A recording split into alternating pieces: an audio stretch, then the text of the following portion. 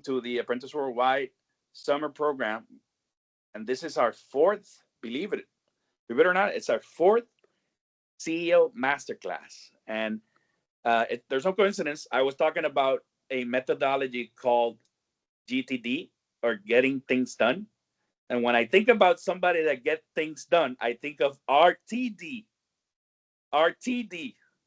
Raul Duarte. Tell me what the middle name is, but Raul Duarte. But I'm sure that T stands for talent, because that's what he does for a living. What he does is he runs RTD Talent, which is a staffing recruiting agency. He worked for one of the top recruiting agencies in the world, Robert Half. If you know Robert Half, you know that they are one of the top in the world. And he one day decided to use his skill set and his contacts to do what he loves, which is to help people find opportunities and at the same time be happier in what they do. Sometimes people, they're not that happy. And I'm sure that Raul spends his entire day thinking of how to strategize to help people be happy and at the same time make some money. Okay. But it's not all about making money. Otherwise, he would be, in a corporate career, keep building. And sometimes happiness is having your own business as well. So I asked Raul to speak to us a little bit about the job market. But first, Raul, if you want to talk about you, of course, and how your career journey, and then I know you had a presentation. You can share it whenever you want. Okay. Awesome, thank you. Well, first of all, good evening, everybody. Thank you so much for your time. I'm super excited to be a part of this, and hopefully any information that I provide you guys is a resource.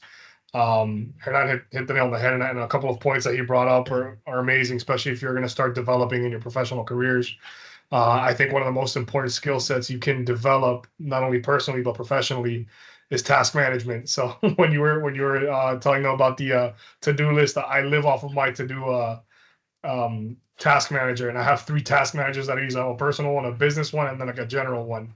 And if it's not on my calendar and if it's not in my emails, it's not getting done. So I feel you completely there. So before we get into it, this is completely interactive. I've left everything in a very conceptual manner. I try to stay away from anecdotes. We can drill into any of the information that you guys like. If you have any questions, stop me at any time. My goal is to give you as much information as much or as little as you guys need. So the more interactive, the better. This is designed to be more of a conversation than it is a lecture. I mean, if you want me to speak at you for X amount of time, I can. Like I said, I love what I do. So I can talk about it forever. I also recruit, so I'm very comfortable in that space. But if the more we engage, it's the better, because then we can extract information that's going to help you guys, or maybe a question that you think of, maybe something that's on one of your peers' mind. So please do not be afraid to stop me at any time. And if you see that I'm rambling on, raise a hand or just start talking, and we'll talk about the topic. Before I get into it, I'll give you guys a quick summary. If you haven't read my bio, I'm a double grad from FIU. I did my undergraduate in international business and finance. After that, I went into the accounting field, did that for a number of years. Like Nan said, I got picked up by Robert Half. I was in the staffing world on the temp division, and then in the project space for a number of years. I was the division director for the strategic department down here in South Florida, where I eventually made it to assistant vice president level. COVID came around, changed a couple of things, and I took the opportunity to launch my own business. I've been working on it since about late 2020. Really started launching business in 2022. And we're here now. I have some of my team members in here as well. So if they want to interject, I think I see Antonio in there. Somebody that I've been working with since Robert Half. So if you have any questions for him as well, I'm sure he'd be more than happy to connect or answer. And then, yep, that's pretty much it. So I'll just start sharing the presentation. And then if there's anything you want me to elaborate on, just let me know. Let me pull it up over here. Can you guys see it okay? Yes. Awesome. So this is a little breakdown of the divisions and the type of things that I work on. We have 6 branches of operation. So I do a lot of executive staff and strategic. Antonio's actually my director of strategic. He just started with us this week. So I'm very excited about that. We specialize a lot in high-level placements and in strategic initiatives for our clients, internal audits, change management, fractional work, anything that has to do with systems implementations, all of that good stuff. Then we have dedicated recruiters in technology, marketing, finance and accounting, and administration. And then the way that we help our clients can either be on a permanent basis, temporary, or contract to hire. So we really focus on partnering with our clients from a true business partnership as opposed to the traditional staffing and recruiting um, transactional approach. So what does this mean for you? My goal is to share with you how to either position yourself or how to analyze markets and job opportunities where you can really highlight or gear your next 2 to 3 professional steps and maybe even put you on the right career path and just give you the concepts as to how to make these moves, which hopefully give you a leg up or help you in any kind of way. So we'll just jump into it. Before we get to any kind of like anecdote, I'd really like to gear everybody and share a couple of lessons that I've learned over the past couple of years, which really have been the macro effects that go into um, sub markets or any kind of market that you're in. You'll find that most markets will be driven by one of these 3 factors. And usually any other market trend is either a combination of one of the three, or 2 of the 3, or all 3. So whenever you're looking at any kind of trend within a particular market or within any kind of industry or within any kind of space, the things you want to keep in mind are, let's say that you're focusing on a specific country or a specific market. What does the economic platform look like there? You know, how easy is it to do business? What are the things that are being invested in? What kind of regulatory or compliance um, what are you facing in those aspects? On the technology front, which we're going to get into very heavily, what developments in technology are coming through, and how are you going to position yourself for the jobs of the future or for the industries of the future? You know, there's a lot of things that are changing. Technology expands at an exponential rate, and that can have profound effects on what the next 5 to 10 year pipeline of opportunity, industry success, or market success can look like. And then ultimately the geopolitical arena, especially in today's day and age. I think we're all more aware than the last couple of generations what the global market looks like and how the geopolitical arena can affect our markets. For example, if there's a trade deal or a tariff imposed by the US in a major market like China, or there's a situation with Taiwan, supply chain can be disrupted. That can have multiple chain effects or snowball effects on multiple industries down the road. It can require a complete adjustment of all work or operational methods to just completely either revamp, change direction, or they can succumb to it. So before we move on to before we move on to any other examples, is there anything in particular that anybody would like to discuss on the effects of these major, let's call them like the tectonic plates, like one of my old professors used to say, the major tectonic plates of the markets? Okay. I think interesting. So geopolitical, and you mentioned supply chain, and Yeah. and asking, you know, that I've been in trade finance for almost 30 years, Yeah. and the reason why I've been able to get the jobs in trade finance in Miami, particularly because it's a major hub, right? Major port that sends stuff to Latin America. So there's a lot of need for expertise in this. And if I had studied, some other type of banking, obviously, Miami is not necessarily a hot market for other types of banking. No, so it's something that I always discuss with the team here and the people at Apprentice. That you need to understand the place where you want to live, right? Sure. And see if your skill set fit that market. Otherwise, you have to make some adjustments. When you're young, you can do them, right? Yeah. The younger they are, the better. But Yeah. that's interesting that you brought it up here. Yeah. Yeah. I mean, these are things that are really going to affect more than anything. Look, which we'll get into it in a little bit, because I do, there's a couple of key points that I want to teach everybody. But if you can open your parameters to really realize, like, focus always on the concepts. Economic factors are always going to be driven by multiple things. There's obviously the key players from country to country. It all depends on what kind of industry or what kind of business you want to work in. But even a financial agreement between one country and another, or the difficulty of doing business in a specific market, can have profound effects on what opportunities are going to be available, or what kind of opportunities. What I've always talked to about with my candidates, and even my clients, whenever you're looking to bring the most value to any company, that you're going to affect one of two things. You're either going to affect the top line, which is revenue generation. You're either in sales, business development, marketing, strategy, or you're affecting the bottom line, which is either compliance, regulations, IT. You're protecting the company. So you're either affecting one or the other, or you could be in operations, which is also affecting the bottom. You're streamlining efficiencies, cost savings. So if your opportunity is not affecting the top line or the bottom line, chances are that your opportunity could be phased out by any one of these factors. Now, sometimes it's inevitable, which we'll get a little bit into it. And actually, right before getting on this, I just saw a report, I believe it was from CNBC, that Florida was the top state to do business in right now. We got ranked for the second year in a row by CNBC as the top state to do business in, and Miami's one of those key markets. So any questions before we move on? Okay, awesome. So this is just a quick overview of just what the markets are looking like in the U.S. It's not anything in particular. I just wanted to show kind of what industries are pushing in what state, just in case you are looking at another market, and in case anybody wants to discuss.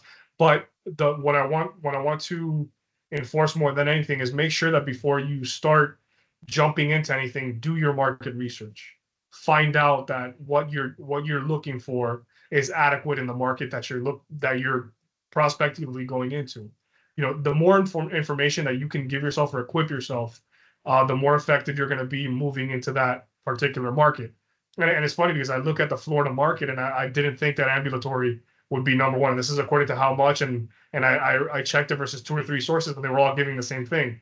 So maybe Florida as a market may have that as number one, but in Miami, it's real estate, financial services, and tourism. So we don't really have a manufacturing backing right now. Although Miami just got changed into the title of what's the name? It was the tech hub for environmental studies. So I know they're pushing heavy into sustainability and all of that. So those are all tools that are going to help you equip yourself and prepare yourself for whatever market that you're going to go into and open up the opportunities. So I just wanted to give a quick overview of what the states are looking like. And now is when we're going to get to the meat and potatoes. So out of everything that I tell you today, I want you guys to focus more on the concept than on the anecdote. There's trends, and there's ways to make yourself the most attractive candidate or individual in the professional space. And obviously every industry and every type of department has their own nuances, but there are a couple of key factors that translate across the board. So for the past 20, 30 years, data has been focused around collection, right? So 20, 30 years ago, to give you the most basic over-the-top example, let's say you had a candy store, right? You had a candy store. You would walk around physically and you would mark down, okay, I have 3 Snickers bars, I have 4 Hershey's, and I have 10 Reese's. They cost me X amount of money, and I sold 3 of them. And then you would do a little bit of analysis of how much did I make, whatever. But most of your time was spent on getting your data, right? Because you actually had to physically walk around and do all that. Now, for the past 20, 30 years, we have an overabundance of data. So you know that by scanning a barcode, you're going to know where it was made, how much it costs, how much it weighs, the dimensions, and the margins, the market value, the days that it perishes, just by scanning that one little product. And chances are, when you received it in on a pallet, it was already automated into your system, and you just have these massive data dumps, right? So the next wave, or the current wave, if you will, is how do we analyze data and make use of it, especially with tools and AI rolling everything out. The jobs of everybody gets scared of the mundane jobs being phased out, but I see it as a massive opportunity. This completely opens up the world for individuals that can process and make decisions based off this data. At the end of the day, no matter what tool you're using or what AI you're using, to this point right now, it's only as good as your input, right? So if I don't give the right prompt, if I don't run the right query, the data is meaningless, right? So as a professional, what's going to help you in any side of the industry or in any department is how do you comprehend, analyze, and process data to then make decisions with it. That's what's going to separate technical and leadership opportunities from the mundane things that can be worked out with a system. Is there any questions or anything to this point? Okay, cool. So, like I said, that affected every aspect of every opportunity, namely in the talent and recruiting industries. Because before you had physical resumes being sent out, there was usually some form of information processing, and somebody was sitting on the other side reviewing resumes, and then they would bring you into the interview. Right now, I'm sure that we've all been there. You go on Career Builder, you throw your resume into a dump, and it's probably mixed amongst 20 to 30,000 other resumes, and the chances of you even getting your profile looked at are slim to none, unless you have a couple of key factors. So, I'm sorry, somebody want to say something? No, I thought it's interesting because that's pre-pandemic, right? Yeah. Pre-pandemic, this wasn't the case. So it's really very recent Oh that all yeah. these things are happening. And it's been supercharged by COVID, and now you guys aren't competing against your local markets anymore. Now companies have made themselves completely agile. They've made themselves flexible. The companies that weren't able to adapt or overcome went under. So you had to become flexible. You now have mobile workforces, and then also you're also seeing a massive influx now for what's going to happen. What's being called, more of like a decoupling effort from the major powers, and you're seeing more regional alliances. So you're going to tend to see those local, and regional functions of work. There's a big push right now to outsource departments from the United States as opposed to moving them to India. There's a lot of efforts to move them to Mexico, to Colombia, to South American countries that have very high levels of proficiency. They're bilingual in English and Spanish, and they're almost on the same time zone as the US. So there's a lot of efforts there, and that opens up a world of opportunity as well. But to get back to it, how are most recruiting or search efforts run nowadays?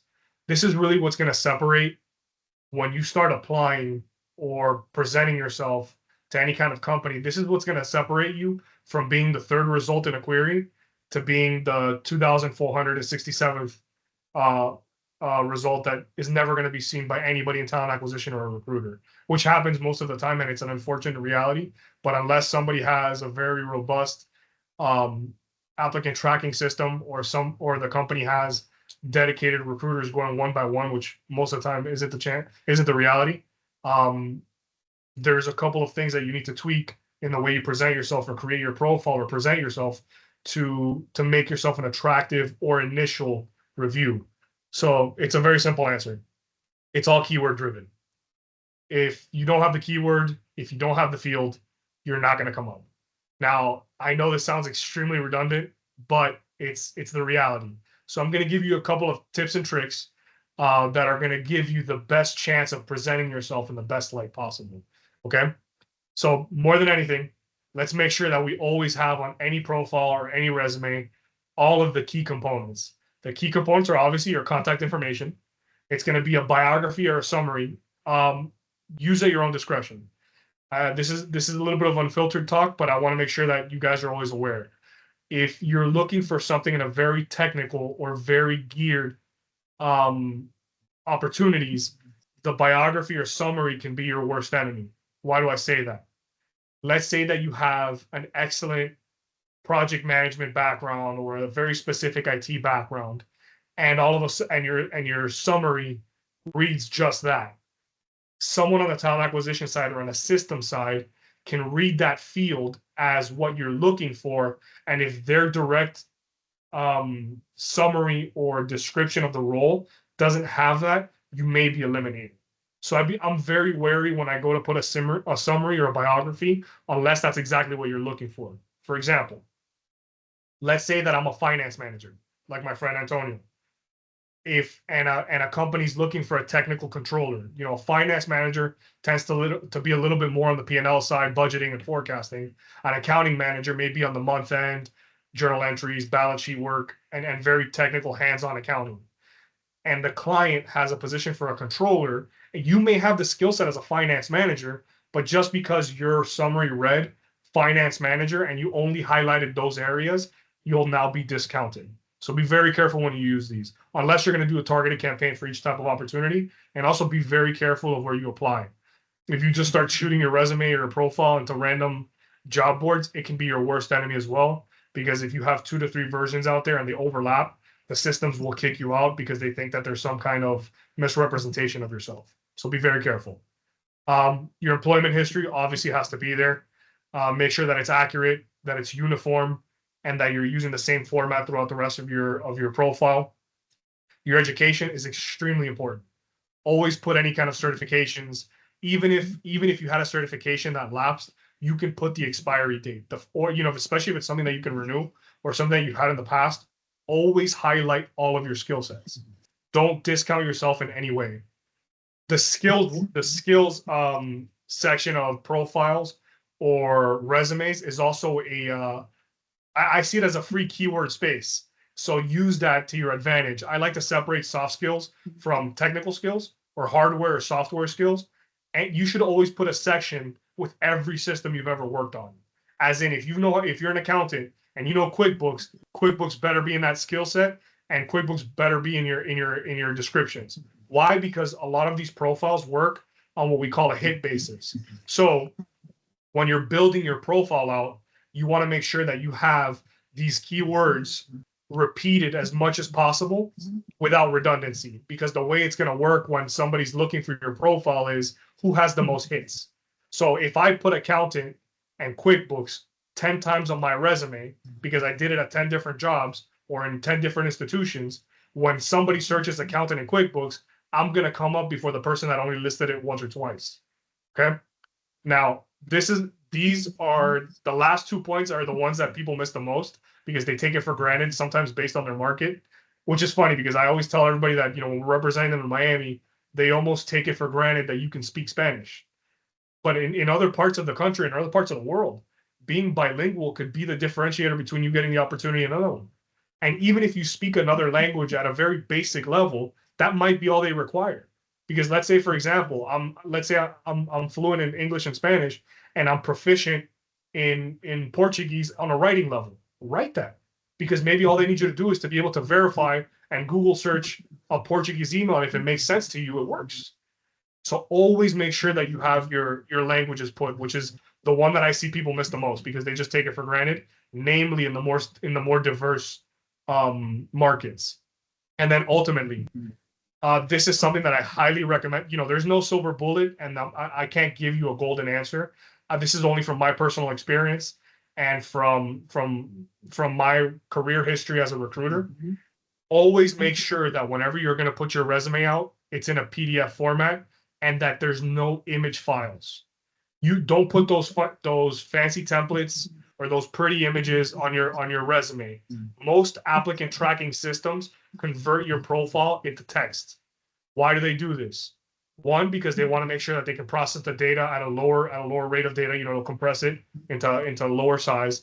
And second of all, there's also profiling and data safety features built into applicant tracking systems. So they want to make sure that there's never any reason where anybody can call for any kind of profiling based off a picture or anything like that. So most tracking systems will remove any kind of image field. And let's say that you're using one of the fancy templates from Word and you have this beautiful image field where you put a client reference or you put this highlight of yourself, and all of a sudden the applicant tracking system takes it out, jumbles up your resume because it's in a weird format on Word or Pages or Notes, and it throws it into the applicant tracking system. And now when the individual on the other side looks at it, it looks like trash. And they don't have your contact information because most of the time the image fields are where your contact information is. Guess what? You just got passed on just due to formatting. You can always take a very pretty resume in hand and you can tell them like, hey, look, I submit the PDF one for the system. I wanted to make sure that you had the most accurate and the most simple way. Not only that, when you have a PDF, you're ensuring that the person on the other side of that of that application is looking at your resume the way you're looking at it. Okay. If you're putting it on Word and even if just my resolution is different, I'm going to see a very different resume than you. If you say, if I open it on my phone, on my tablet, it's going to look completely different. So why give any chance to any kind of interpretation or any chance of making an error with your information, right? And ultimately, this is a representation of yourself. So make sure that you're doing it in the finest way possible. Take those extra 3 seconds to check for spelling, for grammar, for congruency between that and your profiles. Any questions so far? Awesome. I have a question on formatting. Go for it. Is there like a specific template that you recommend for a resume, like more of like a corporate kind of like template, or should we go with like a more unique approach if it's going to be like read by someone? So great question. I'm actually going to share a sample format on the next slide. It depends on your industry. So look, for anything in the corporate or professional space, I highly recommend keeping the content of the resume is the most important thing. So I always recommend using a very clear font, put it size 11, use Times New Roman or Arial, keep it very concise, very clean across the document. Make sure that the format is the same across every field. Now, if you're in the creative space, sometimes they have you send animations, they'll have you send web pages. That's all different. They want to see your creative capabilities.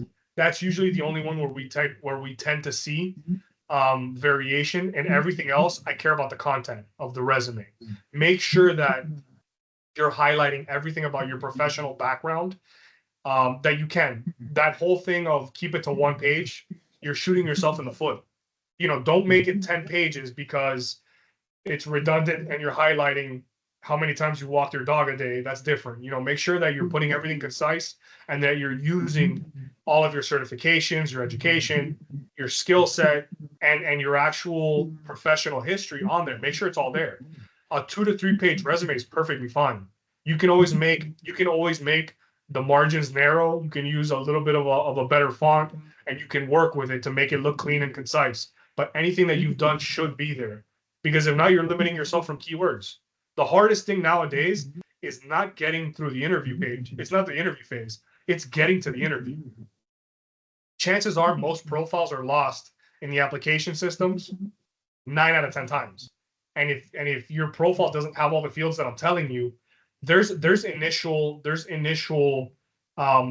filters that most tracking systems have. For example, let's say that I have a position for, I don't know, an executive assistant, right? And I'm one of the major corporations. Let's say that I'm one of the cruise ship companies, right? Just to put in an extreme example. And the company has now tasked me with finding an executive assistant that can work with a C-level executive and that has a bachelor's, right? All the applications come in. The filter is going to have 2 to 3 preemptive filters. I mean, the system's going to have 2 to 3 preemptive filters. It's going to say, okay, this person has to have a bachelor's, this person has to speak Spanish, and this person has to have been an executive assistant. Let's say that you didn't put Spanish under your languages. That keyword didn't come up, you were just eliminated. Then let's say that you worded your resume in a weird way, or you put it in an image field, executive assistant didn't come up, you're gone. And then ultimately, let's say that you don't have any C-suite experience, or the system that they were looking for isn't on your profile. You just got eliminated, because their goal is to take those 3,000 applicants down to a feasible 50 to 100 to actually be reviewed. And then maybe out of those 50 to 100, they'll have 5 to 10 come in and interview. You get me? So my goal is to help you get from those 3 to 10,000 applicants to the top 10 or 20. And that's really all going to come down to the content of your profile or your resume. Most opportunities right now are probably, especially in the corporate space, are going to be filled via LinkedIn. So you need to make sure that your LinkedIn is perfect and is a perfect reflection of your resume. This is now a personal piece of advice. Do not treat LinkedIn like your other social medias. I promise you, it can have very negative effects on your professional career.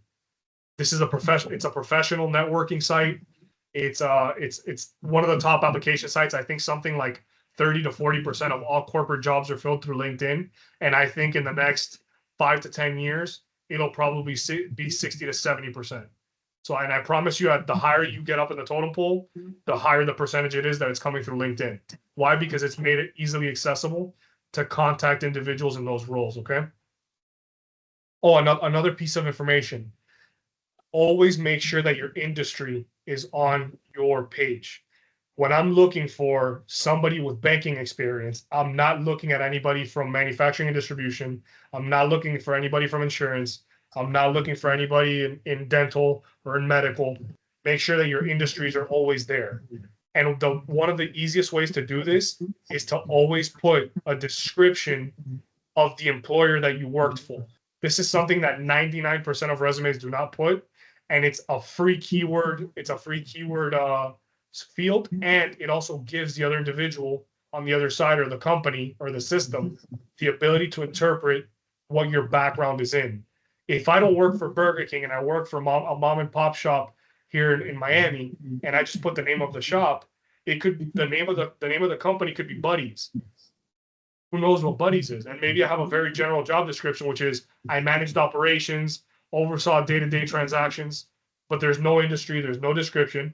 And how's a restaurant group going to find me as the general manager of that store? You get me?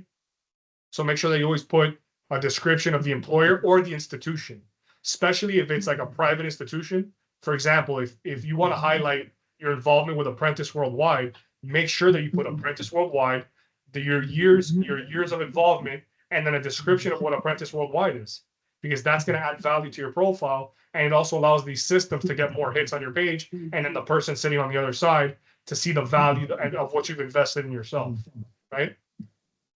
Any questions so far? There's a question, Lorena. I have a question. Yeah. So my resume is full of different jobs in different fields. Because like I would get in a job, stay for like a year or some months, and then get another opportunity that would be better for me at the time. So like I have plenty of jobs, and I don't know if it's a good look, because like I have 7 months in one job, a year in the other one. And sometimes I worry about it when people look at my resume and think I got fired or something, instead of thinking that I got a better job that would fit me better. And it's all in different fields, like totally different. So I will tell you that the reality is that can be interpreted that way. It's all going to come down. Unfortunately, there's no silver bullet in that aspect. What I would recommend there is catering your profile or your resume to highlight the relevant experience to what you're applying for. You can always structure it, where you can just highlight those jobs and then create a subsection for the other opportunities that you had to show that you were employed in the meantime. You're still very young, and nobody expects you to have your career path defined. You're still building yourself. So don't be scared of that. And on the contrary, I see it as a plus. If it's something where you've been bettering yourself, you're adding more tools into your arsenal. So you're still developing yourself. But the reality is that, yes, portrayed in the wrong way, you can be seen as a job hopper. And that may have negative effects. I'm more than happy to look at your resume or have Antonio look at it, and we can maybe help you game plan or present it in the best light possible. So that's a great question, and I face that quite often. I can tell you that since COVID, it's not rare to see the length of employment come down severely. And individuals also know that you're always going to look out for yourself. Companies aren't as stuck on that as long as it's in a positive way, which from what you're telling me, it is. So unfortunately, there's no silver bullet to that question. It's funny. Maybe you can add. So I've had discussions with Lorena and Adam, who raises hand. I'll make a comment as well, because we started working together. So Sure. Lorena, by the way, as her mentor, my advice has been to try to figure out what she wants to do, and the faster that she does that, the better it is to focus the resume, so Correct. that you can put those keywords or key activities that you did in those jobs, and maybe change a little bit the job description or the title to fit whatever it is. And by the way, so Lorena did a personality profile, and she was applying for jobs that were like more backroom operations. And what she came out to be is she's a great sales, marketing, outgoing, person. So she's been looking a little bit more at those type of fields, no? Yeah. And then Adam, which is a great guy. I know you have a question. I saw your LinkedIn, for example, and he's trying to build his career in finance and starting, right? But then I see the resume. If I see the resume, I don't know you. I look at all these retail experiences, and I go, well, that doesn't have to do anything about finance. But maybe he had some cashier roles, or maybe responsibilities that are critical and important in those roles that he should highlight. But also, the maybe eliminating a few positions can also help. So what do you think about this thing of focusing, and then obviously over putting too many things in the resume? That's something that we face on a daily basis. I think you hit the nail on the head. Look, I see it as, look, you're up and coming in your professional career. I see all of your experience as a positive. What they're going to be looking for in those scenarios more than anything is probably going to be on the reference check side. If you have references readily available, it'll help you a lot. As long as you did it in the proper way and you phased out and you didn't leave any employers hanging, there should be no issue. And like Anand said, maybe you're applying to something that's not in the field you worked at, but a lot of skills are transferable. If you're developing yourself personally on the communication side, on the technical side, and on the, let's say, leadership or marketing or revenue generation, like those skills don't necessarily apply to any one industry. Obviously the technical aspects can become a specialty, but look at it as a positive. You're growing in your career. Now, when it comes to the resume and your profile, it may be something where you put a section of relevant career experience, and then you highlight your other, you can maybe do like a subsection for other experience, That's what I would recommend, because you also don't want to show employment gaps in the middle. It's always about highlighting yourself in the best way possible, and always put yourself in the shoes of, what do I want, pretend you're that other person looking at your resume. What do you want that person to see about you? What's the story that you want them to take? And the way that I like to cater my resumes and my profiles is, I don't like to leave anything to interpretation. I want you to take the same, I want to present it to you in a way where I know, or I feel that you're going to take the same message that I'm putting out. I drive you straight to the point. If I want to be a controller, I'm going to show you that I want to be a controller. If my goal is to be your next CEO, I'm going to highlight, my career path because of whatever. If I want to be the next project manager for an initiative that you're working on, I'm going to highlight the skill sets that bring you that. So this brings us into the next section, which I'm going to get into. These are the sample resumes that I always kind of walk everybody through. So, and I'm more than happy to delve into a little bit more detail, or even show you a sample resume I did it myself, so you guys can see what I recommend.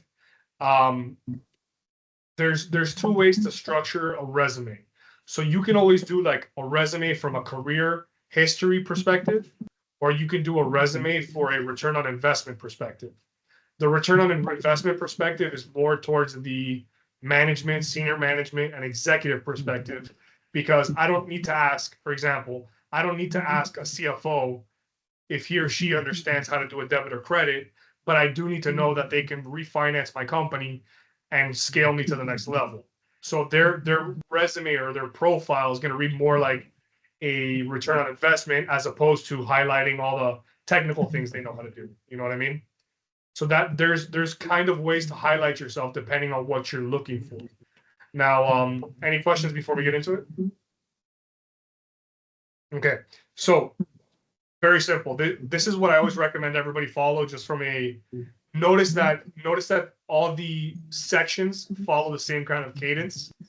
The spacing is equal no matter what we're looking at, and it gives me a way to digest the information very easily.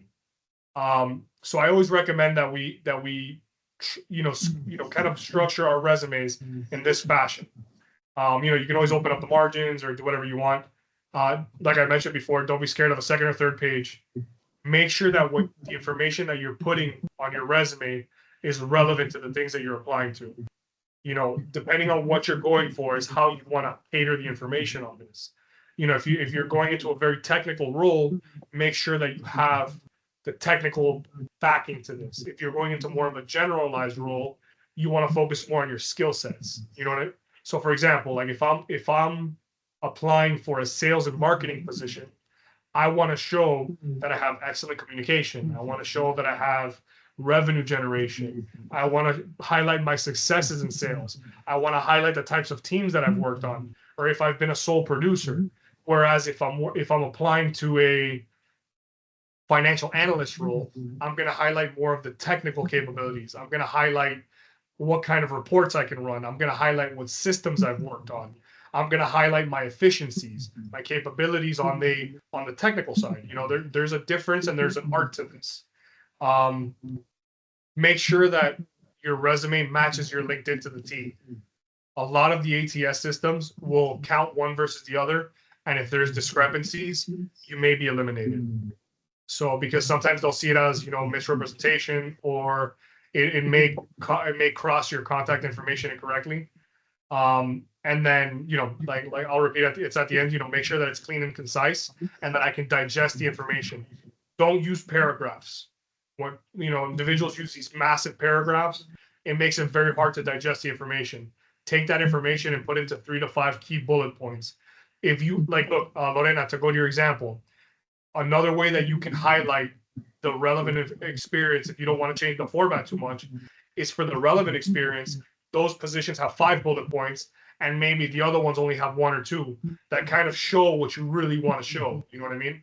And then another big one, like I mentioned before, is make sure that you always put a brief description of the company and the industry. So, for example, if I'm showing my resume, it's going to say Robert Half. Robert Half is a Fortune 500 staffing and recruiting firm with market presence of whatever, and specialty in whatever. I just got a bunch of free keywords, and I just told the person on the other side of the application what I did and who I worked for. So now it's either that keyword's first going to get me in front of them, and then now they understand it. Where, like I mentioned before, if it's a company that's not as well known, they might not really know what you did apart from your title, because an operations manager for a bakery is not the same thing as an operations manager for Amazon at a distribution center. You're talking about 2 completely different animals. So don't leave anything to the imagination. Okay. Any questions so far? And Adam, I know you want to see a sample one, so if you have any questions, feel free to stop me. Like one question that I would have for like applying to like internships or applying to jobs in general is that all not really internships, more towards like a job application. They all require like a minimum of like 2 years of experience within that field at like a major company or like any other company. Like I do not have experience in like the exact field that I'm trying to get into. So like how would you word your resume in a way to like kind of make it more appealing to those kind of companies? So first of all, it's a great question. Look, you gotta, at the end, it's gonna sound very, very cliche, but you have to shoot your shot, right? If you don't apply, you're not gonna get considered. So, always put your best foot forward. What I would recommend in those scenarios is find the actual technical job description for that position that you want to apply to, and take as many of the keywords or bullet points. And if you've done them, make sure they're in your profile, maybe reworded. So you highlight your technical experience or your skill set to develop those in that manner. Like, for example, like what field are you in?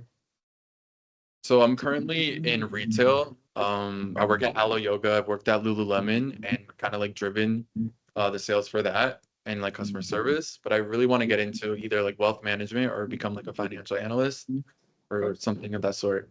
So there, and are you in school right now? Yeah, I graduate in December. So, I mean, look, your profile has to reflect as that. You want to highlight, like, for example, in your case, I would put the education front and center. Even if you haven't graduated, put the degree that you plan on graduating with, because you can always put, for example, let's say you're going to get your bachelor's. I'll put bachelor's in business administration, expected graduation date 2020, December 2024. That shows that you're already on the track. So you want to show, like maybe they're looking for 2 years of experience, but there may be parts of the skill set that you have that transfer to that role. So let's say you want to get to a financial analyst role. You may have the academic backing to jump into one of those roles. You may have exposure on the retail side, assisting the accounting department or generating basic reports that now go to the accounting field. If you have cash management, if you have POS experience, these are all analytical and personal skills that transfer from one to the other. Does that mean you're going to get selected? No, but it's going to highlight you in a way where your chances are greater to at least get brought in for the interview. Okay. Yeah, So one of the things that people take for granted is you can do volunteer work, right? Like internships but volunteer, right? You could be a volunteer person to give I don't know, financial literacy courses to high schoolers, or things that are related to, that use those keywords that people are looking for, or take as many courses as you can outside, right, of your college. Try to get them in your college if you can. But again, if what I'm trying to look at when I look at your resume is a story. If I don't see a story that you want to be in the field, or that you have skill sets that are in the field, then I'm not gonna even look at it, And that's if I look at it, because like Raul said, it doesn't filter through. It doesn't filter through the ATS systems. So you're shooting yourself in the foot if you don't put those keywords anyway. But if I get a resume, if I want to be impressed by a resume and somebody that I know that you're not gonna have experience, by the way, I know, okay, but if I have the resume in my hand, it must have been that you impressed me because you did volunteer work, or you're in the financial management association, or you worked at in something to do with finance, or you help kids teach them how to save money, or something. I was impressed. If I'm looking for people in that field, that differential is really what gets you the job, and you never know. Like some people, it could be just the particular association that they belong to, that the one looking at the resume happens to be in that association, but again, what Raul mentioned is key. Is the person looking at their resume, is you don't know who it is, but if they are a managing director at a finance firm, guess what they're going to look at? They're going to look at things that they have, Yeah. And another great one, apart from the volunteer and the intern, is temp jobs. You can get great exposure on basic level temp roles, and there's always a need for that. Sometimes companies are looking for a temporary data clerk to come in to do basic data entry, and that can get you exposure to the accounting department, or a basic finance job that's filling out loan documents for a bank, and they might need you for a couple of months. But guess what? And you put that on your resume. You just completed a project for XYZ. So there's a lot. I think the school one and the volunteer is a great one, and any kind of affiliation that you can get into. There's an old saying, que tiene padrino de saudita, right? So you want to make sure that you get into the right networks and the right circles, and that can open a lot of doors. A mentorship is also something that is heavily overseen. If you have the opportunity to get a mentor, that could be huge in your industry. So now let's get into the LinkedIn side. Your LinkedIn should have a very similar, if not identical, layout to your resume, and make sure that your LinkedIn has substance to it, not just the job titles, which is 90% of profiles. Make sure that you have a professional headshot. You don't have to go get it by a photographer. Don't put a selfie from your bathroom. I see it a lot on LinkedIn. I know I said it as a joke, but I'm very serious. make sure that there's a In the professional car. representation. Yeah, correct. Most of the ones that I see are people that are lazy enough. They don't want to stand in front of a blank wall, so they take Yeah. a selfie in the car. Correct. Yeah, yeah. Or I see selfies all the time, mirror selfies. Try to stay away from those. You know, obviously, I can't tell you what to do with your social media. It's just a suggestion, but it's very easy to put on a professional top and have somebody take a headshot with your own phone. Cameras on phones are great these days. Get a solid color wall or a background that's not too busy, and put up a very professional. Again, you want to represent yourself in the best light possible. Make sure that your employment and day ranges are accurate. What I've seen sometimes, individuals don't link the company correctly. So you may have been with a company for 7 years and you may have been promoted into other positions or you went into different departments. And what ends up happening is that LinkedIn is going to read it as 3 separate jobs. So make sure that I'll show you what that looks like. Make sure that your LinkedIn is recognizing it as one employer with career progression or change within the same company. Because when an ATS, sometimes there are situations where companies will say, hey, don't show me anybody that doesn't have at least 4 years with the last employer. And that may be one of the preliminary filters. And you don't want to get removed from that if you have it, just because you had 3 different positions within the same company. Okay. That's something to look out for. Always make sure that the field, LinkedIn has done a great job of having the pre-selected fields under each employment opportunity. You want to make sure that all of those fields are filled out. Don't leave anything to the imagination or incompleted, because you're only hurting yourself. The industry, I know I highlight that, but it's, LinkedIn is doing a great job of doing it automatically now, because every company now has an automatic industry assigned to it. This tends to hurt you more on the small to medium-sized companies that don't have a defined industry on their own page, which is usually a company that maybe did their LinkedIn 10 years ago and has never updated it, which tends to be more on the small business side. So make sure that when you add the new employer, that the industry is selected and shown. The groups on LinkedIn are very important. This could also be a differentiator. It shows the networks that you're in. Do not join groups on a personal side for LinkedIn. I recommend against it. What do I mean by this? Unless you're in the political field, careful. I can't tell you what to do or not to do. These are just best practices. Careful what you share, careful what you like. LinkedIn puts everything onto your page. This is a professional reflection of you. So try to keep those, let's say, more viral topics off of LinkedIn if you're using LinkedIn as your application method. And just be careful, because people see your LinkedIn.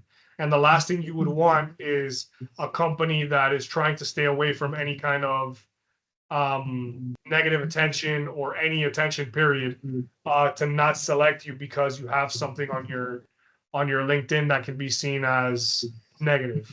Okay. Your education and your certifications. Make sure that this is listed with the fields. As much as you can, try to use the pre-selected fields and try, obviously if you have a very specialized certification, fill in the text field yourself, but try to make sure you find the ones that are already pre-selected, like the bachelor's, the master's, your Series 7, whatever technical certification, a Microsoft Office certification. Make sure that you have it selected and make sure that it's there. If you have an excellent certification from QuickBooks, it should be there. If you're Microsoft certified, it should be there. If you're an advanced Excel user, it should be there. Okay. And then the last one, the languages. LinkedIn has an excellent field for this, because they have a proficiency level on both written and spoken.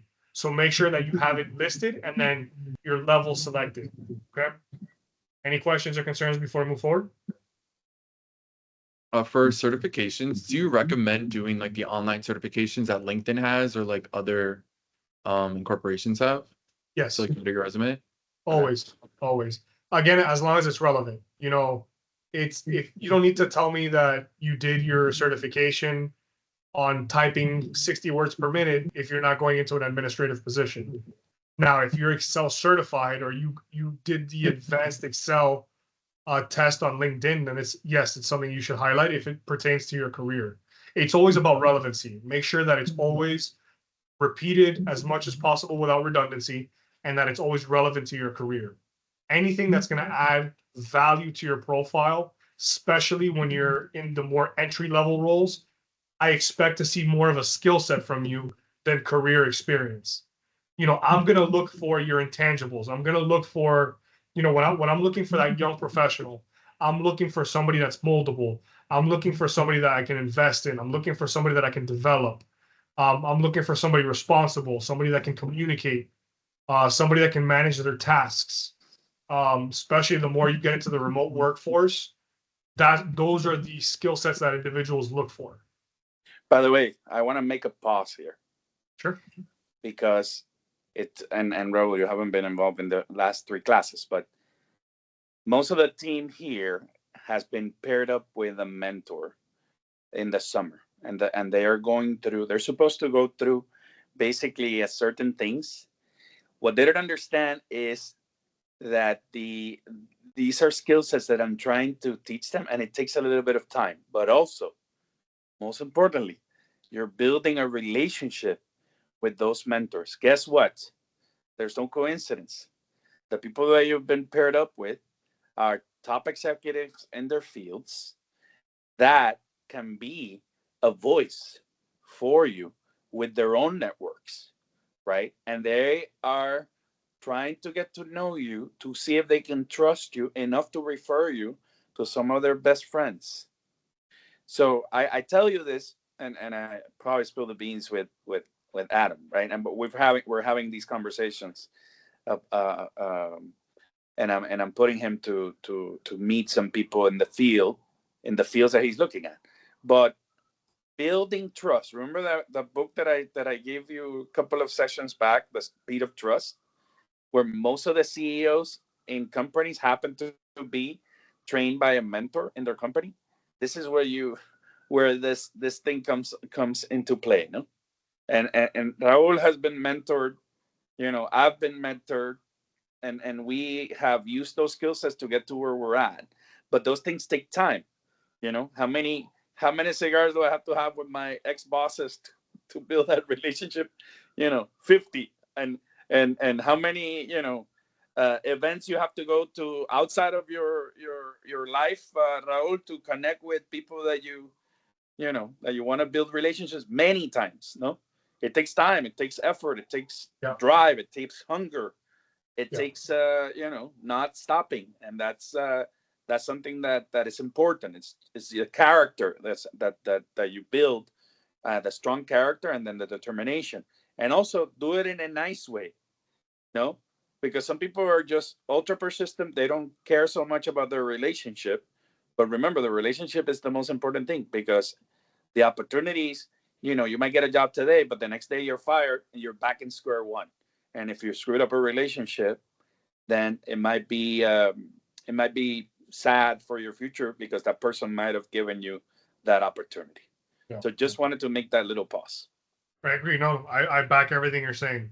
Look, I wouldn't be where I am in my career right now if it wasn't for 3 key mentors, and I wouldn't be anywhere in my career right now if it wasn't for the relationships that I've been fortunate enough to generate. Especially the further you get into your professional career, relationships come full circle.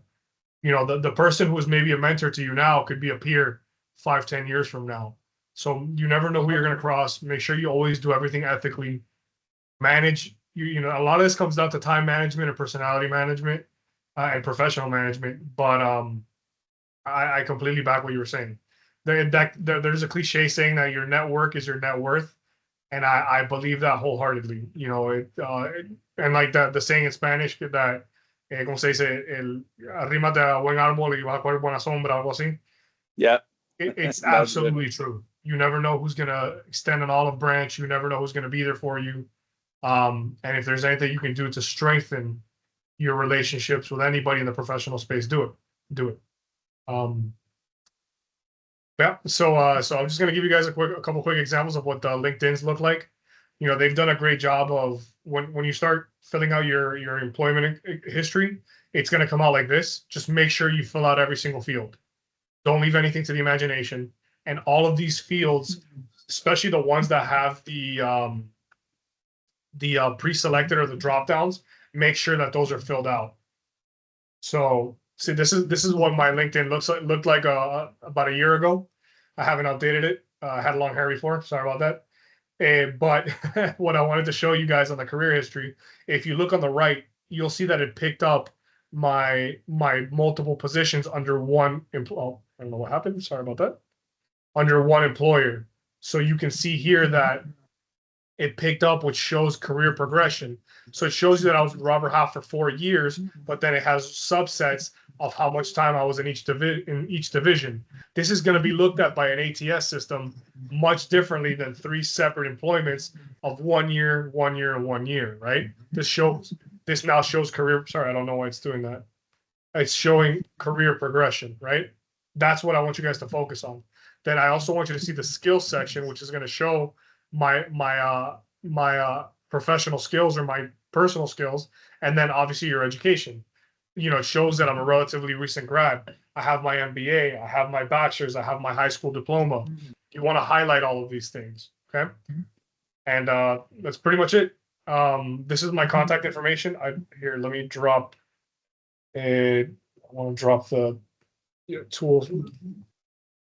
Why isn't it coming up over here? Technology is not my friend today. Well, I hope you guys can see it there. There's my contact. I don't know if you guys want to take a screenshot.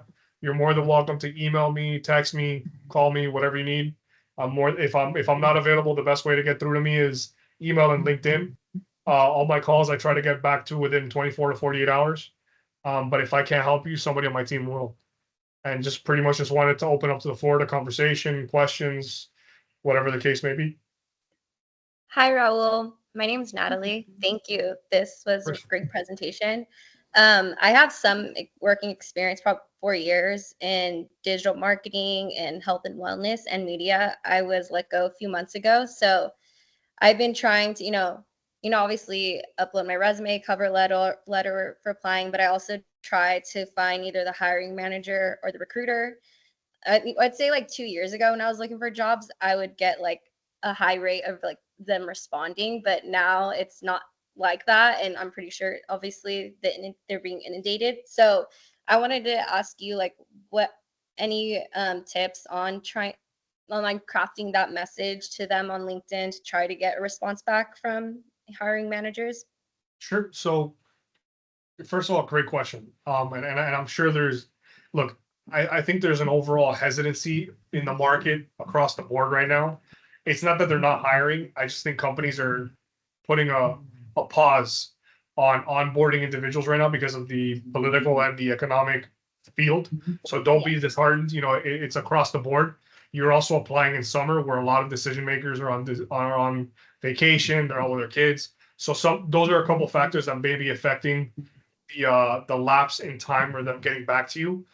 But a great way to assess or address your system is you want to make sure that you're applying in a very uniform fashion, because you want to generate almost like a metric for yourself where you're saying, okay, if I'm applying with this profile and this resume 10 times, and out of the 10 times I get 3 interviews, and out of the 3 interviews I get 1 callback or whatever, you can kind of start generating a system for yourself. One way to improve your hit rate is, one, to make sure that your profile and your resume have all the fields that we discussed, and then 2, you being proactive. Sometimes it could just be that they're not seeing your profile. Like you said, they could be inundated. So a great way to bypass this or better your chances are to, 1, reach out to human resources and talent acquisition in those companies directly, and 2, to reach out to the managers for that department. And what's really going to set you apart from the typical applicant is having a reason to why. You should always know who you're reaching out to and why. As long as you're doing that, there's a value proposition to your communication, which is, listen, if I'm reaching out to Hernan and I want to work for his bank and he contacts me back, it shouldn't just be a response of like, yeah, because I need a job. It should be like, listen, Hernan, I want to work for your bank because I know that you did this, this, and this. My background is this, this, and this, and I can bring you value because of this, this, and this. That shows him that, 1, I care. 2, that I'm addressing one of his pain points, and 3, that I'm bringing him value, that his investment is going to be worthwhile. So those are some of the key factors that could separate you from the bunch. But really, finding a job right now is a job in itself. Yes. So don't be disheartened. Don't be disheartened. There are a couple of factors working against you at the moment, and it's a typical market cycle, which is something that we didn't go into, which I'm more than happy to go into if you guys want to. There are market cycles in every industry and every department, so you want to be aware of those as well. But great Thank you question. so much. I really appreciate it. Great question. I hope I answered it. You did. Thank you. So there's well, I want a couple of things because people don't necessarily understand, the difference between, recruiting firms in general. Because obviously, and by the way, I want to thank you so much from the bottom of my heart because I know how much you care. By the way, Raul is a good friend. We have a lot of common friends, so we're all not only personal, but our hearts are very similar in giving. Raul is giving at FIU with the MBA students and with the students in general, and always presenting. So that sets them apart, right? Because most of the recruiting firms that I deal with, they only care about money, right? They only care about the big placements, the $100,000 jobs and above that can generate 30,000, 20,000 in commission immediately. And by the way, I'm sure that you do, right? But the difference that I've noticed, Ro, is that heart of giving is not necessarily what you see out there in recruiting firms. So maybe you want to talk a little bit about how you differentiate yourself and obviously the recruiting market, because obviously you also specialize in different industries, not in every industry. Sure. So I mean, well, first of all, thank you for the sentiment and for the compliments. It's that it's absolutely mutual. On the contrary, when you talk to me about this, I love what you're doing with Apprentice Worldwide and all the things that you're involved with. So I've been a big fan of what you're doing for years. So look, from not, it's I know there's some firms out there that have negative reviews, and yes, at the end of the day, look, a lot of recruiting it's a business. It is a business, and by design, unfortunately, sometimes the larger firms or corporate institutions are metric based or transaction based. So it's not even so I know sometimes recruiters get a bad rep, but sometimes they're up against the gun. I've sat in those seats before, so I know what it feels like. Fortunately, I had nothing but a positive experience when in my training and my upbringing with Robert Half. I was very fortunate that I had my direct supervisor take her time to really, really develop me and invest in me, not only from the recruiting perspective, but from the business acumen side. But keep in mind that a lot of recruiters have to meet quotas, which is I have to meet X amount of interviews, or I have to meet X amount of client visits or client meetings or client calls or candidate calls on a weekly basis. And I have to get a certain amount of placements on whatever period there is to just keep their seat.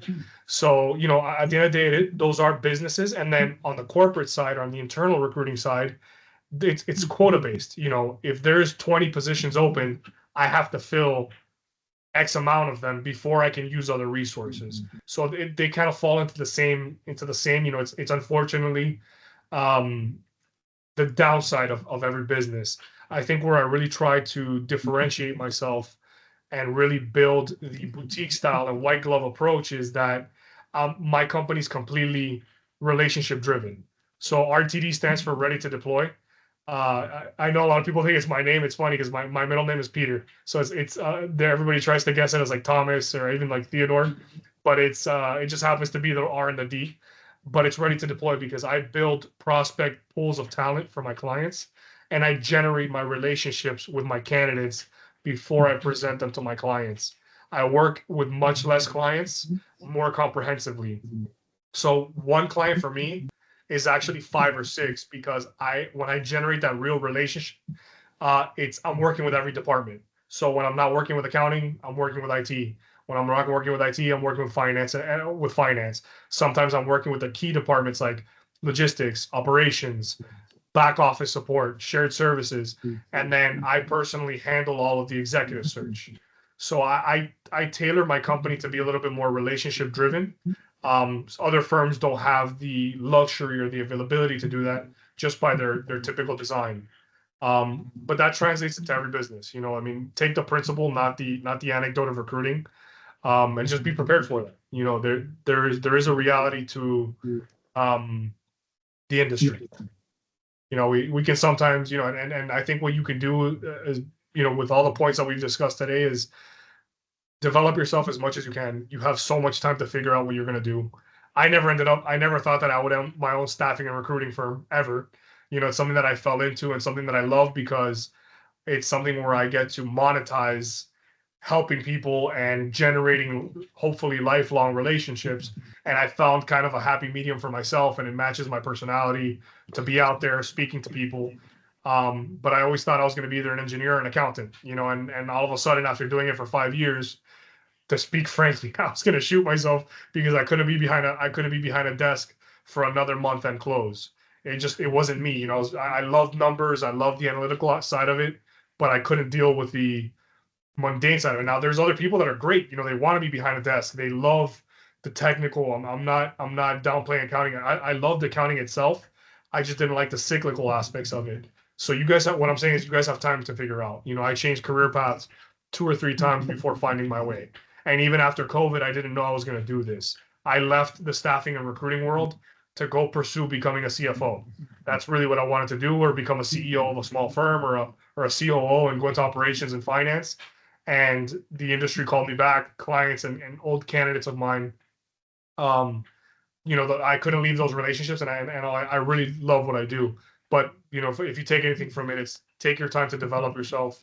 Don't be scared to jump, and just develop yourself and do everything the right way. You know, be ethical, be timely, be responsible, and that's pretty much it.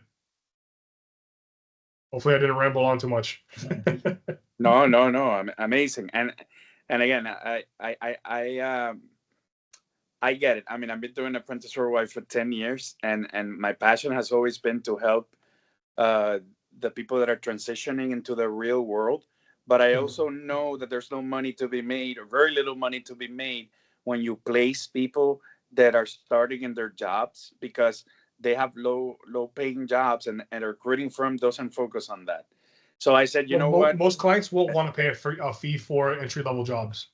It's most there are recruiters that specialize on entry level, but it's usually more on the company side, where a fee, like, you know, like to keep it 100% open. You know, when you look at, let's say, a $5,000 fee compared to a $50,000-$60,000 position, that can make a huge difference in the caliber of candidate that you bring in. You know, so the company would rather invest that extra $5,000 to $10,000.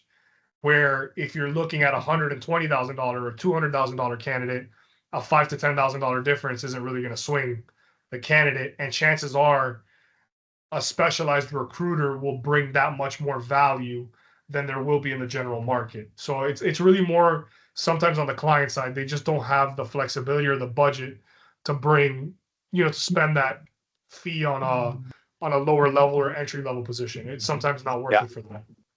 And that's why I do it for free, and that's why I get, you know, I do it because I love it, and that's it. I do it for free. I get a paycheck from my job, and as long as I get a paycheck from my job, I'm good.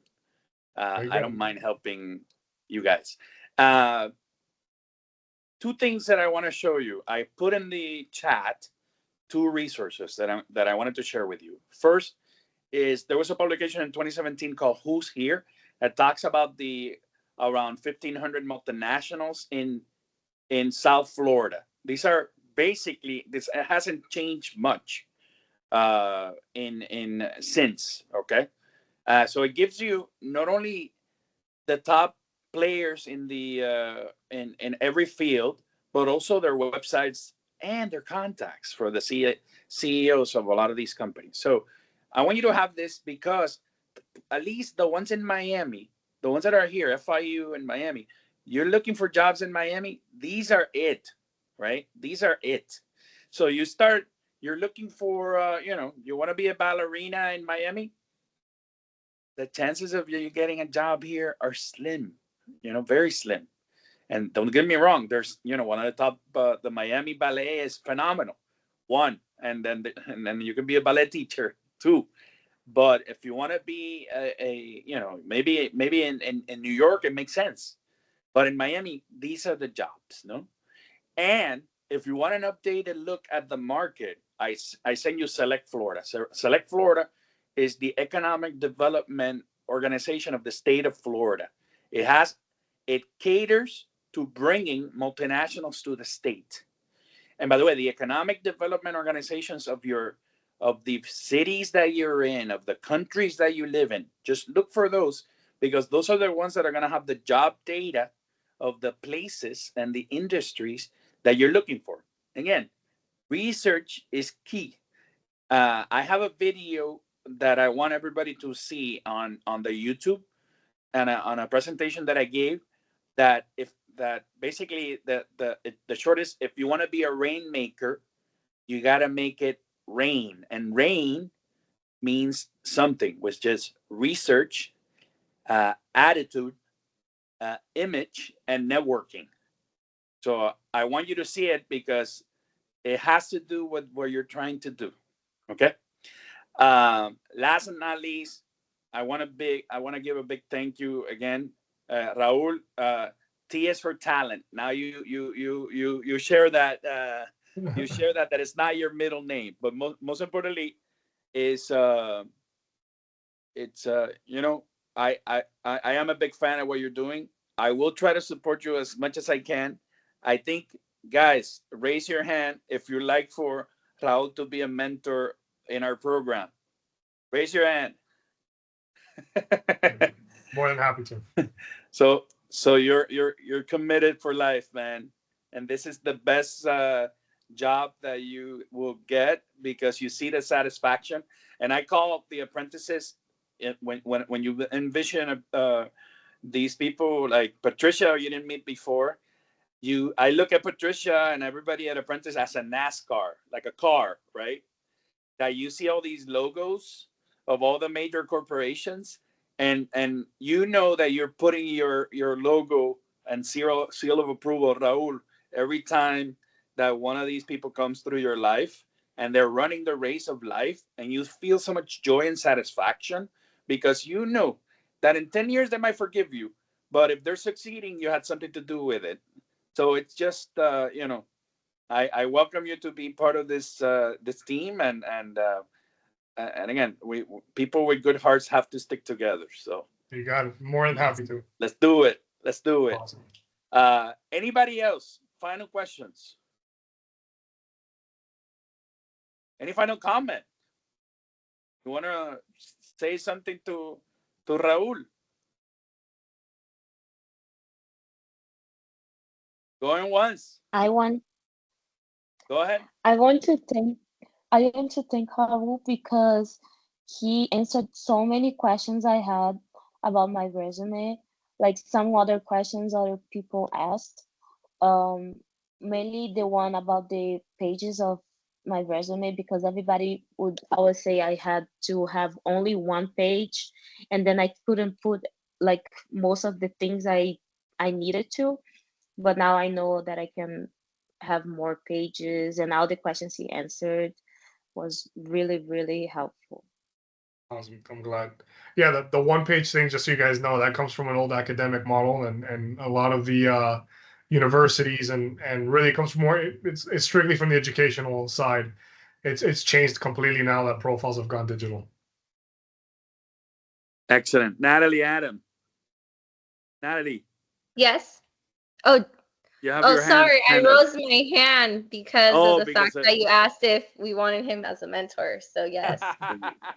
By the way, Raul, everybody that's a mentor is everybody's mentor. So there's no exclusivity or matching here. It's just whenever people have time. You got it. And you're not alone in this fee. We have like 200-300 mentors Awesome. that are part of the team, and we all chip in when we have time. Of course. And I and do it's I do the same thing for FIU and for Belen. I know. So those are Yeah. phenomenal networks as well.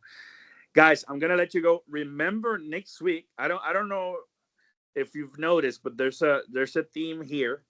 You're building skill sets that will set you up as an entrepreneur, as an executive in your firms. Next week we have Chrissy Larson. Do research on Chrissy Larson. Chrissy Larson probably is one of the foremost LinkedIn uh, influencers around, and she has a phenomenal presentation for you guys to talk about how do you present yourself in this market. So it's not only having a wonderful LinkedIn, but how do you promote yourself? So personal branding and managing that is very important, and doing it intentionally, right? So we look at your past. I know everybody, when you're looking for a job, and I want to see Natalie, I Google you, and I get a bunch of info, and sometimes I go like, oh my god, but that's how people do research about people. Now you have an opportunity to build a story, right, and be able to craft who you want to be. And this is so important that you take note now, now, because later on, it's not like me. I have a reputation, but I built it in 20 years. I consider myself a pretty smart guy and a pretty well connected. But people repeat it time and time again. Hernan is a top trade finance guy and finance executive, right? And repeat it. But that's a story that I built and I focus on. So what's your story gonna be? You're gonna learn that next week, and then the week after that, we have a great friend of mine Stephen Law, who's gonna talk to you about presenting yourself in person. How do you basically public speaking, but to the next level? And it's looking at yourself strategically, for to have a good elevator pitch, to have a good image, right? And then to everything that you put in a paper, it's truly you. And that's so important. My best friend is Ignacio Rivera from Writer, as you know, and he interviews people, and he sees the resumes, and he tells me the stories that he can't. Not only people fake it on their resume, but they say things, and then when you ask them the question, they're not. It's not them, right? You wanna everything that you say and you portray yourself. You want to say it to the world with your actions, your image, but also your voice. So the message has to be consistent. You cannot, like, I know we talked, Adam. You're a great leader, right? And I saw it in your resume. We've had discussions about this, right? So now when they see you, you have to have voice, right? You have to have, you gotta be act in a certain way. I don't know, Kyler. I know you've been quiet, but what do you think about this? I have been quiet. I've actually been on double meetings here, unfortunately, but it absolutely tracks here. I did want to say something. I had been waiting a moment here to say that it has been a pleasure listening in and getting to hear a lot of this information from a recruiter's perspective. I have not personally used a recruiter in the past, right, for my career changes, my job changes, but I have followed a lot of the lessons that you have stated here to change careers, which is an important note that I did want to state for a couple of the younger individuals on this call who may not be as familiar with that process. Because just like changing a major or a minor, changes in careers do happen more often than not. Your job had actually changed yourself, right, Raul? And in that regard, a lot of those tips and tricks you had stated, right? Things to look for on your resumes, things to add in on your LinkedIn, certifications, all those things are paths that I followed myself for my career changes. So I do want to say that as well as an aside. By the way, so Tyler is a top commodity. I know he's doing phenomenal at United Data Technology, and he has one of the best mentors that he can find, right? But you never know, right? It might be bought by another company, and it might be nice to have a good recruiter friend around. Yep. Compare Indeed. notes, right? No, So with- I know without a you doubt. guys will meet and discuss that at some point. Raul, I'm in New York, but I'll meet you. I'll call you when I come back, and we'll hang out there. Okay? Maybe we do an apprentice get together in Miami. I don't know. Patricia, what do you think? Let's get some cigars. I love it. Okay, guys. good. See you All next right, week. guys. You See all you have a guys. wonderful rest of the day.